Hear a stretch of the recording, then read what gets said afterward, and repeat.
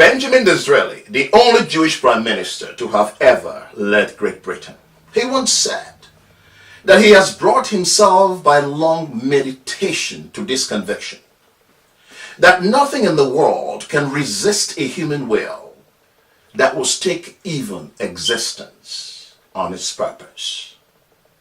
Winston Churchill, who needs no introduction, once said, "There comes a moment in everybody's lives when they will be figuratively tapped on the shoulders and offered an opportunity to do something truly special. Something they are uniquely qualified for. Something they have the talent to do." But he said, sadly, what a tragedy it will be if that moment comes and finds them unprepared for what truly should have been their finest hour. Friends, my name is Charles Ajayi Kiran. Many people know me as Charles Kiran, a shortened form of my name. I have a story to tell. I am somebody who has been truly acquainted with many, many failures. I've experienced a lot of pain, a lot of losses in my life over the past 2 decades, including bankruptcy 18, 19 years ago. I understand what it means to have failed pitifully. If I were to take off my shirt and show you my back, it is lacerated with deep cuts, deep scars, scars that I've earned from the trenches in the battlefields. When I stand before you today to speak, I speak as an individual who has failed terribly, but who kept failing forward. I kept getting back up. Now, I hasten to say quickly, I have experienced many incredible successes in my life. I have been at the top of the tree several times with many opportunities. I have experienced what it means to achieve staggering success. But it is also important I mention in this short discussion that I've also experienced a lot of failures and downtimes in my life. So I stand before you as somebody who understands your journey, who has walked possibly in your moccasins, or as close as possible to your moccasins, who understand what it means to have been down and out, losing everything with no hope of how to get back up again.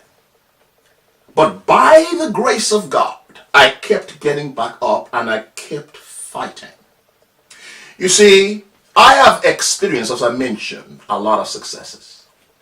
I have built teams in approximately about 30 to 40,000 high-performing teams and entrepreneurs in my business in many nations around the world.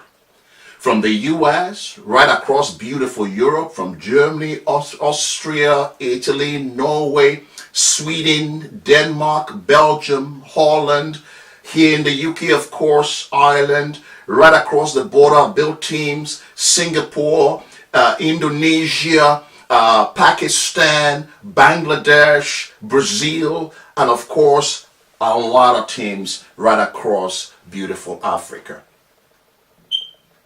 I have done that because I understood instinctively what it takes to ignite the human spirit.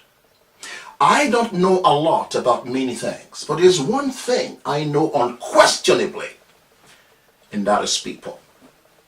I know how to ignite the human spirit. I know how to turn people on, how to get them chasing their most dominant dreams and aspirations.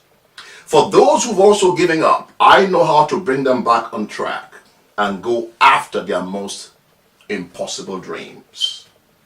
Ladies and gentlemen, I have worked personally with over 400 middle to senior level executives, including 100 CEOs, helping them accomplish their most important objectives. I understand the language of leadership because I am a leader. I have been one for over 2 decades. I have not just brought in knowledge from theories or from books, but practical experience in the trenches. I have done it and I keep doing it. So I understand what it means to be by your side, locking arms with you and helping you go into battle and helping you achieve those things that are so important and dear to you. You will see from the accolades from many, many influential people, right at the bottom of this website, things they have to say. These are people many have known for a long time, many have worked closely with, who understands the gift I bring to the table. You see, today we are told we are living in the age of knowledge and information. In this age, wealth and opportunity is contained in the individual that you are and in the way that you think, rather than in the things that you have acquired, like your college degrees or other professional qualifications. In this age, it is going to be based essentially how you use your mind and how you add value, but superior value, and the power to execute with stunning performance. Top dollar today is being paid to people who can ignite, to people who can execute, people who can bring true value to the table, not just your qualifications, but value that you can bring to the table. You see, I have found myself several times in the quagmire of repeated paroxysms of pain and despondency. So when I talk to people, I connect instinctively with them. They know I understand how they feel. They know and I understand exactly where they are at. I am with them because I have been a big failure myself, but I've also risen back up to the very, very top. And I want to help you do the same thing. I support leaders all over the world, from church leaders to civic leaders to corporations to high impact entrepreneurs. I have trained thousands of individuals in banks, insurance companies, governmental bodies, and I keep doing that regularly. I want to do the same for you. I want to partner with you to help you go after your most impossible dreams. Dreams you thought could never be accomplished again. I want to talk to you about the process of what it takes to give the world the beauty of your dreams. It's not all over until you say so. You see, one of my favorite individuals who died in the late 1800s at the age of 48, but he died broke, unfortunately, and today his estate is worth so many millions post his death. His name is James Allen. You probably have heard of him. He wrote a small book, hugely runaway bestseller. The book is titled As a Man Thinketh. He said in that book that all achievements, everything you see around you today, initially began as a dream. Think about it. He said the mighty oak tree initially laid in an acorn. He said the birds of the air once rested in eggs. And then he said that so it is in the human soul, that there is a waking giant in your soul, stirring to be released, stirring to be let loose. He said dreams are the seedlings of reality, that you will gravitate towards your highest visions or towards your ephemeral wishes. Be they base, be they beautiful, or be they a combination of both. He said you must continue to dream lofty dreams, and as you dream, so shall you become. That your vision is the promise of what you shall be one day. Your ideal, the prophecy of what you shall at last unveil.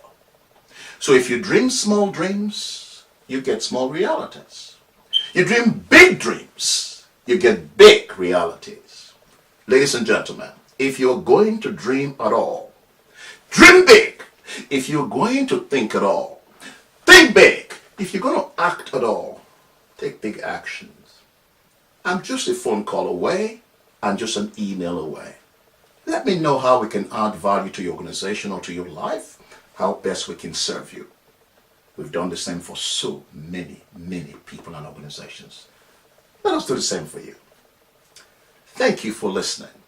Speak to you soon or meet you somewhere very soon. Wishing you an outstanding day and an outstanding year. Thank you.